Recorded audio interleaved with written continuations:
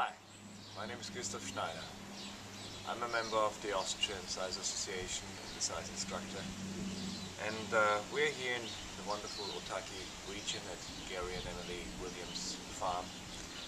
I would like to show you how to put the thighs together and how to move with it. In front of me we have the parts that we need to put the thighs together and to maintain it. I will start here on the left. It's our blade, that's the handle of the snares. We have a lower grip and an upper grip from the snares. Here we have the thighs ring, a badge, a counterweight to balance our tool, a 6mm Allen key, a 10mm spanner, a very soft and fine natural stone whetstone, and a copper whetstone holder. And the first thing we're gonna do is we take a little bit of sandpaper and we will sand our tool. It's new, it's uncoated, it's untreated, it's a natural ash, and we want to have it in a good shape for a long time, so we want to oil it. Before we do that, we sand it. This is a 120 grain sandpaper. So start at the top. You can take a 150 as well. We'll do the same job. We do one side after another, the edge, then the next side, and so we go around the snares. The handle is done. Stop. Snares is done, and now I'm gonna do the same thing with the grips. And while I do this, I put my snares into a plastic tin with oil.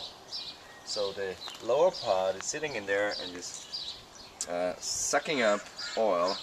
This is the part of the snares that has to stand the most against moisture when we mow, and the most forces on there, so we want to give it a real good treatment.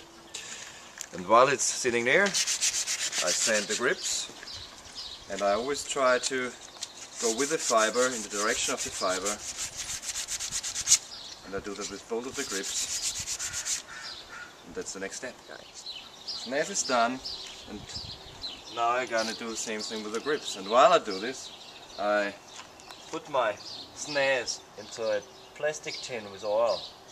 So the lower part is sitting in there and is sucking up oil.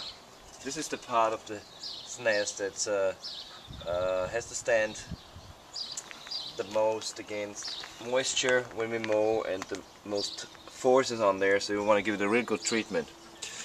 And while it's sitting there, I sand the grips, and I always try to go with the fiber, in the direction of the fiber, and I do that with both of the grips, and that's the next step. After we gave our snares a real fine finish with the sandpaper, we take an oily cloth and we wipe it. I take veggie oil, whatever I find. I don't like mineral oils on my snares, and I put on a very, very fine coating on the snares and then on the grips. So it's water resistant, and it will have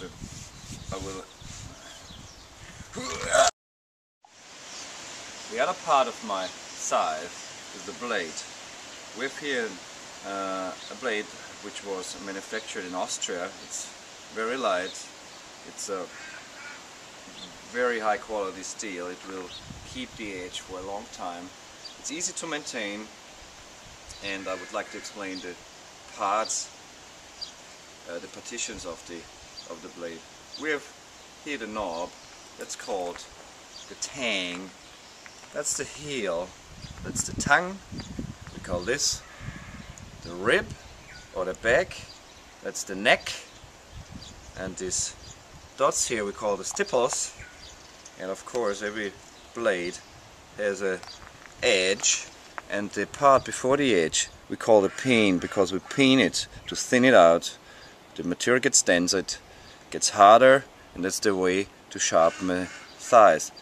This part here is called the beard, and this part here is called the tip or the point.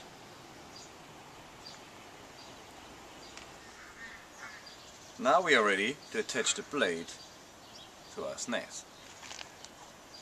We take our handle, we take the blade. We always carry the blade. When we take it, we grab it at the back of the blade. We put it between pointing finger and middle finger. We grab our ring, we put it over it. It has a round shape here, so the snares is a round shape here. We put it over this snares so it sits nice on my fingers. And now I'm free to take everything that I need. So I grab my tools, which I haven't done yet, and I put them in my right pocket. Very nice if you have a pocket on your belt, makes the access easy as well.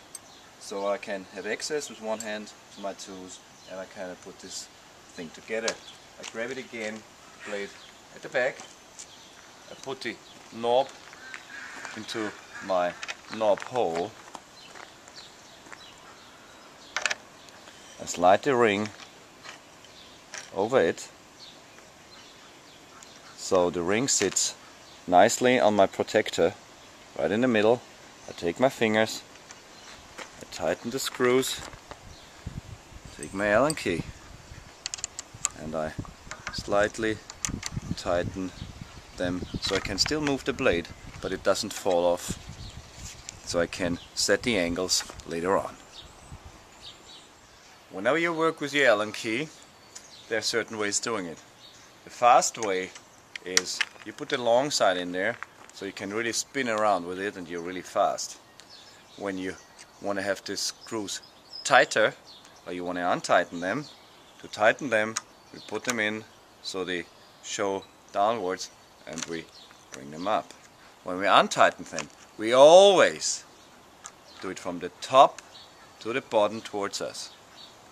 From the top to the bottom towards us. And we do it on one side, then we do the other side, and we come back, do the other side, the same when we tighten it. We tighten it always one side,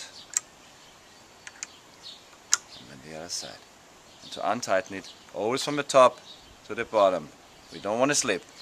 Next we will put our lower grip onto the snares. And we have different holes here for different heights, so I have to find the right height for my ergonomy. We take the snares, we put it on our left side, the blade points away from us. I lift my left foot, I search for my hip joint, and this position here, that's the position that I want, this height, where I gonna put my snares in. So I find, oh, the upper hole on this middle size snares, it's my hole. I unscrew the screws and I will fit my upper grip to the handle. I lean the snares away from the blade, so if I drop something it doesn't hit my delicate edge. At the moment it's protected, but when normally I don't have the protector on there. I highly recommend leave it always on at the beginning, so you're really safe, and you don't cut yourself.